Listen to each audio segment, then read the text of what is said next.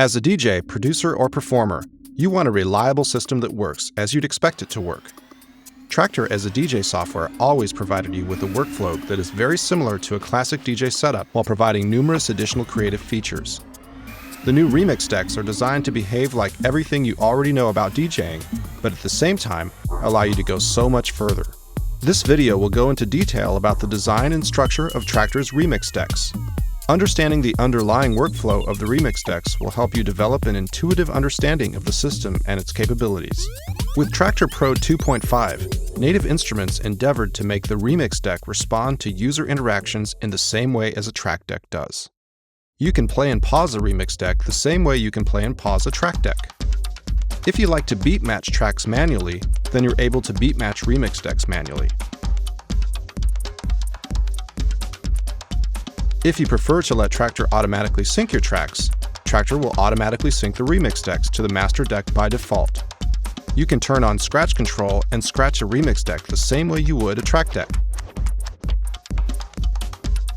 The sync and master buttons work for the remix deck in the same fashion that they work for track decks. Sync will make the remix deck match the tempo of the current tempo master, which can be any other deck or Traktor's master clock. The master button, when engaged, will select the remix deck as the tempo master. All decks and effects in Traktor will now follow the tempo and phase of the remix deck.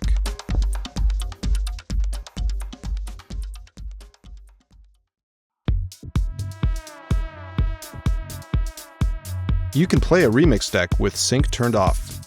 An internal timeline will make sure that all samples, no matter what tempo they originally have, will play in sync with each other, while the remix deck can remain unsynced from the rest of Traktor. Every sample is synced to the remix deck's tempo. The new quantize system in the remix decks helps you to ensure that all samples will be in time when they start to play. Each remix deck can have its own quantize setting, ranging from a quarter beat to 32 beats, that determines its behavior for all samples contained within the deck.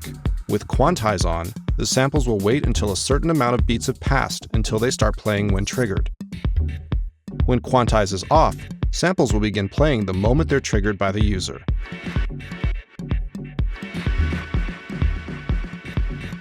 The remix decks now have a huge grid of sample cells inside them. Each cell in this grid can hold one sample. A sample in the grid is split into two parts. The left side of the sample has a colored button showing the current playback type of the sample. The right portion shows the sample's name. Clicking on the colored button triggers the sample, while clicking on the name once selects the sample for editing the sample's settings. The grid is separated into 4 pages. Each page has a visible area of 4x4 in size, but the grid itself is actually 4x16 in size when you consider all 4 pages. The area of the grid that is visible in the remix deck is always the same as seen on the F1 controller. Each column of the sample grid is referred to as a slot in Traktor. At the top of each slot is a player, which can play one of the samples in the slot. While a sample is playing, the player will show the sample's waveform and will include a moving red playhead indicating the current playback position within the sample. While the sample grid provides an effective way to organize samples in the remix deck, each cell holds its own unique set of playback parameters for the contained sample. The properties of the cell override the behaviors embedded in the sample file. For example, a sample may be tagged as a loop when viewed in the collection, but the sample cell can be set to play that sample as a one-shot. You can also change parameters like the sample's trigger behavior, the fact whether it's synced to the remix deck or not, its pitch and gain values, or even give the sample a different tempo.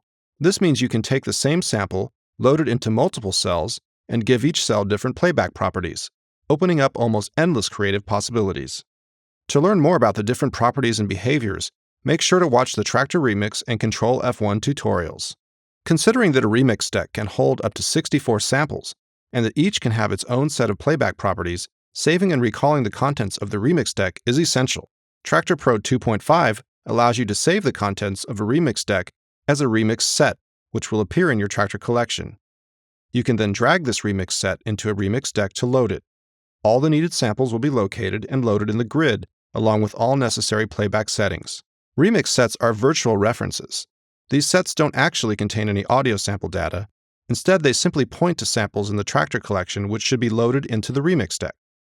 Therefore, Traktor will prevent you from deleting any sample that has been used in a remix set. If you attempt to delete sample files that are used in a remix set, Traktor will warn you. A dialog box will open telling you the names of the sets using the samples. Unless you specifically mean to delete those samples, you can always cancel this process so that you don't break any of your remix sets.